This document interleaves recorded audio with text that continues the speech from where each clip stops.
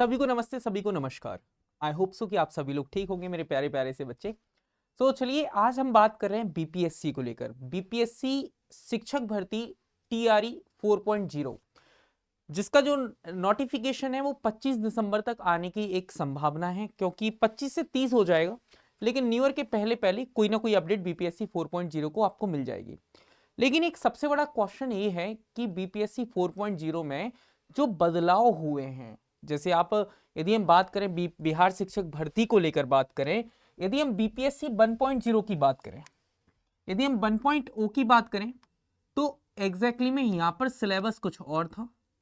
चाहे वो इंग्लिश की बात करें चाहे हिस्ट्री की बात करें, यहां का सिलेबस कुछ और था। ओके, जब 2.0 हुआ तब इन्होंने सिलेबस कुछ चेंज किया, तब सिलेबस कुछ अलग था।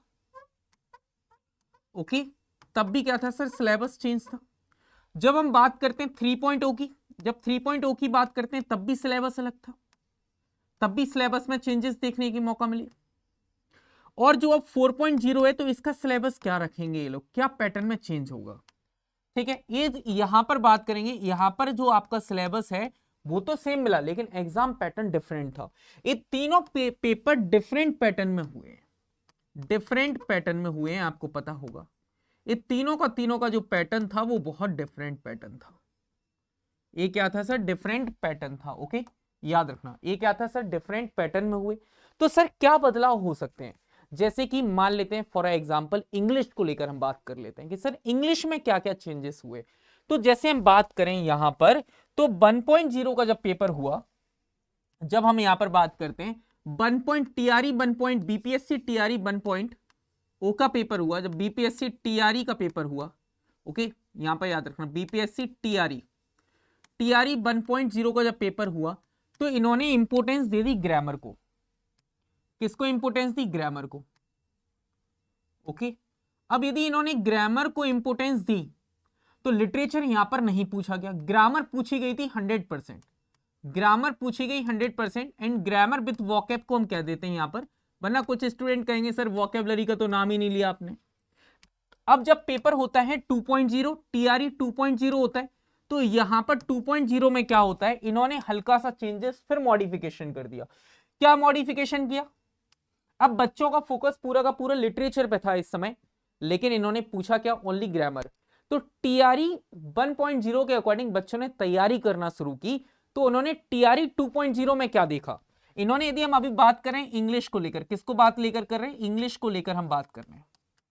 ओके, यदि हम इंग्लिश को लेकर बात करें, टीआरई जब 2.0 हुआ तो यहां पर 15 क्वेश्चन, आपके 15 क्वेश्चन जो थे वो एग्जैक्टली में ग्रामर लिटरेचर से पूछ लिए, 15 क्वेश्चन लिटरेचर से आपके पूछे गए। तो यहां पर बच्चे के 15 नंबर लिटरेचर में चले गए, क्योंकि बच्चा लिटरेचर के लिए तैयार ही नहीं था, बच्चा लिटरेचर के लिए तैयार नहीं था। चाहे वो हम 9 to 10 वर्ग 9 से 10 की बात करें या फिर वो 11 से 12 की बात करें। ओके, लेकिन सर जो यहां पर लिटरेचर पूछा गया वो एनसीईआरटी, एनसीईआरटी और कुछ हिस्ट्री पूछा गया, history English, history of English literature आपसे पूछ ली गई। ओके, चलो बच्चे ने सोचा कि 3.0 में एक काम करते हैं, 3.0 का जो पैटर्न है वो 2.0 के अकॉर्डिंग होगा, कोई बात नहीं। बच्चे ने 3.0 की तैयारी 2.0 के अनुसार की।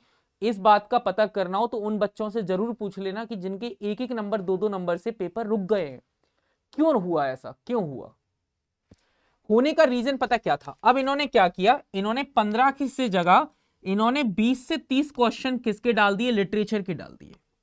20 से 30 क्वेश्चन किसके डाले सर, लिटरेचर। अब लिटरेचर पता कहां से डाला गया, अब बात को समझो।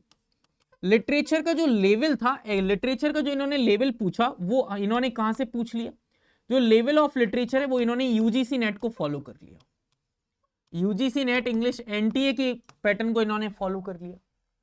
3.0 में जितने भी क्वेश्चंस आप देखेंगे वो सारे के सारे क्वेश्चंस, सारे के सारे क्वेश्चंस वो एग्जैक्टली बेस्ड ऑन है किसके, आपके यूजीसी नेट के।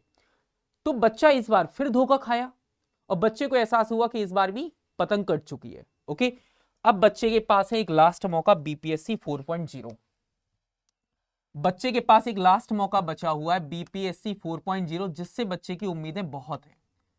बीपीएससी 4.0, ओके 4.0 की बात करते हैं। अब यहां पर बात करना, यहां पर एग्जैक्टली में जिसने भी तैयारी में कोई भी ढील छोड़ी तो समझ जाना कि उसकी नैया डूबी, वो गया 2-5 साल के लिए, हो सकता है ओवर एज होकर गवर्नमेंट जॉब भी ना मिले। ओके, तो अब यहां पर चाहे वर्ग 9 और 10 हो, चाहे वर्ग 9 और 10 की बात करें, चाहे हम 11 और 12 की बात करें, चाहे हम 6 to 8 की बात करें, आप किसी भी पैटर्न को उठा लो जिस पैटर्न का आपका मन करे। ओके, यदि आप यहां पर प्रिपरेशन कर रहे हैं तो याद रखना दोस्त, ग्रामर को भी आपको इंपोर्टेंस देनी होगी, ग्रामर आपको इंपोर्टेंस देनी होगी, वोकेबलरी को आपको इंपोर्टेंस देना होगा।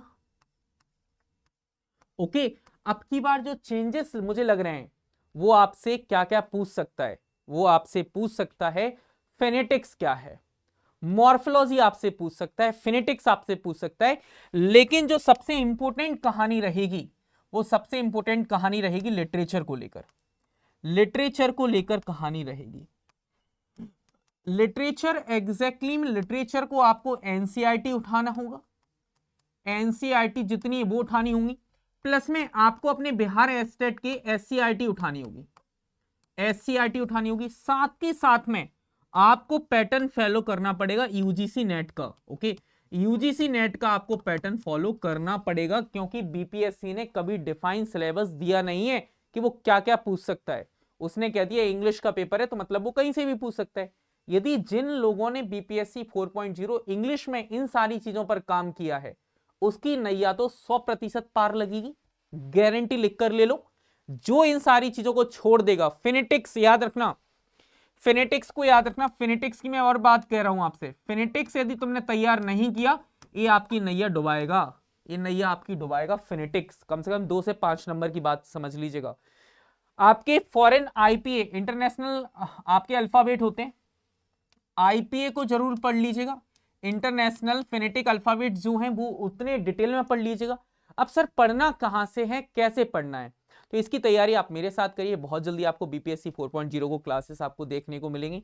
लिटरेचर की तो हम कहते हैं ना, लिटरेचर को तो हम स्टीप्ड आउट कर देंगे, we will steep out in literature, हम लिटरेचर की तह तक चले जाएंगे, चाहे फिर वो कोई भी मैम हो, चाहे वो कोई भी सर हो, यदि उन सबसे बेहतरीन कंटेंट आपको लिटरेचर को लेकर यहां देखने को मिलेगा, क्योंकि हमें पैसा नहीं चाहिए, हमें सिर्फ और सिर्फ आप लोगों का भरोसा चाहिए, मुझे सपोर्ट की जरूरत है। तो मैं अपने बच्चों के साथ कोई कोताही नहीं बरतूंगा। आज सुबह की बात है कि आज सुबह सुबह एक बच्चा फोन करके कहता है कि सर पेपर तो अच्छा गया, लेकिन अब दिक्कत ये है कि सिलेक्शन भी हो गया, 9 to 10 में सिलेक्शन है, अब 11-12 की तैयारी करना चाहता हूँ। तो बात समझो, बच्चे बहुत हैं, क्राउड बहुत है, आप मेहनत करिए, अच्छे से मेहनत करिए, आप आगे निकलेंगे, 100% गारंटी मैं आपको दे रहा हूं इस बात की कि आप बहुत आगे निकलकर मेहनत कर पाएंगे। आपको तैयारी में 4 चांद लगाने होंगे, आपको समझना होगा, आपको बीपीएससी की साइट से अपडेट रहना होगा, सारे अच्छे अच्छे टीचर्स के साथ आपको जुड़ना होगा। यदि मैं बात करता हूं तो सीडीपी को लेकर मैं कहता हूं कि आप अच्छे अच्छे टीचर्स मार्केट में बहुत हैं, उनके साथ जुड़िए। मैंने मैथ्स को लेकर भी आपको बताया था कि मैथ्स के लेकर आप उनके साथ जुड़ सकते हैं। ठीक है, हर बार नाम लेना अच्छा नहीं होता, लेकिन मैं आपको हमेशा सजेस्ट करता हूँ। तो ये इन्फॉर्मेशन आप तक थी, मुझे लगा कि आपके साथ शेयर करना चाहिए, कहीं कोई ऐसी चूक ना हो जाए जो मेरे बच्चे रह जाए।